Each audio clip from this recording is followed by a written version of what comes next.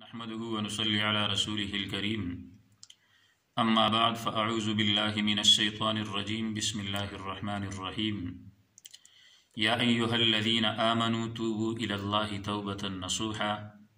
قال النبي صلى الله عليه وسلم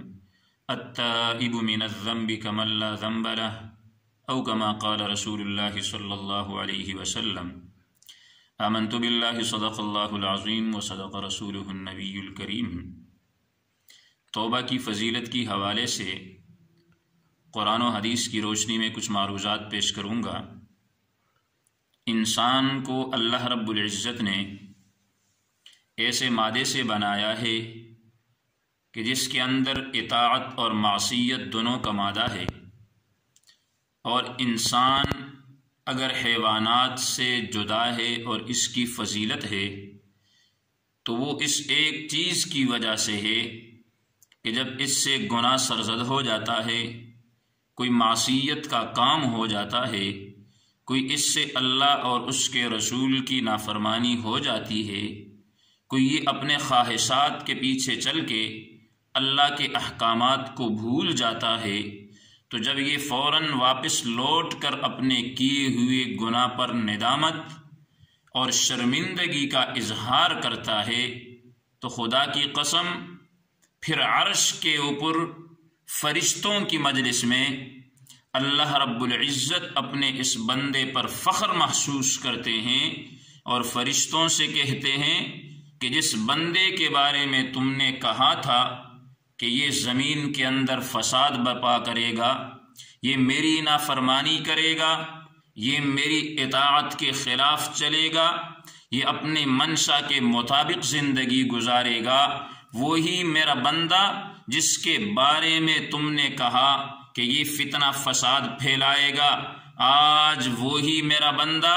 اس سے گناہ سرزد ہوا، میری نافرمانی ہوئی۔ آپ دیکھو وہ سجدے میں آ کر دنیا کو بتا رہا ہے کہ میرا بنانے والا، مجھے پیدا کرنے والا، مجھے روئے زمین پر لانے والا کوئی ایسا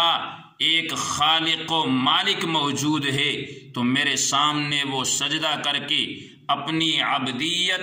اپنی بندگی کا اظہار کر رہا ہے۔ یعنی توبے کی وجہ سے اللہ رب العزت توبہ کرنے والے انسان کی اللہ اس کی فضیلت جو ہے فرشتوں کی مجلس کے اندر بیان فرماتے ہیں۔ تو اس لیے انسان سے جتنے بھی گناہ سرزد ہو جائے، جتنے بھی گناہ ہو جائے، بڑے سے بڑا گناہ انسان سے سرزد ہو جائے، اللہ رب العزت کی نافرمانی یا اس نے کی ہو، زنا ہو جائے، شراب پی لے، اسی طرح اور دیگر جو حقوق اللہ والے کام کے اندر اس سے کوتاہی ہو جائے، تو جب بھی یہ بندہ لوٹ کے اللہ کے پاس آتا ہے، 2 رکعت نفل صلاۃ التوبہ کے پڑھتا ہے، اللہ کے سامنے اپنے ہاتھ اٹھا کر گڑ گڑا کر 2 آنسو بہا کر جب یہ اللہ سے معافی مانگتا ہے تو خدا کی قسم اللہ کی رحمت جوش میں آ کر اپنے اس بندے کے گناہوں کو بھول جاتا ہے، اس کے گناہوں کو مٹا دیتا ہے، اور ساری کی ساری رحمت اپنے اس بندے پر نازل فرما کے اس کے توبے کو قبول فرما لیتے ہیں۔ جتنے مرضی انسان سے گناہ ہو جائے، لیکن جناب محمد الرسول اللہ صلی اللہ علیہ وسلم نے فرمایا کہ التائب من الذنب کمن لا ذنب لہ، کہ توبہ کرنے والا انسان اللہ کی نظر میں ایسا ہو جاتا ہے کہ گویا اس نے کوئی گناہ نہیں کیا۔ جس طرح ماں کے بطن سے پیدا ہونے والا بچہ گناہوں سے پاک اور صاف ہوتا ہے، اسی طرح جب انسان اپنی گناہوں پر شرمندگی کا اظہار کرتا ہے، اپنی گناہوں پر ندامت کا اظہار کرتا ہے، اللہ کے سامنے آ کے اپنا سر جھکاتا ہے، تو میرے بھائی اللہ پاک اس بندے کو بھی گناہوں سے اسی طرح پاک اور صاف کر دیتے ہیں، اس کے گناہوں کے رجسٹروں کو اللہ پاک ختم فرما دیتے ہیں۔ تو آئیے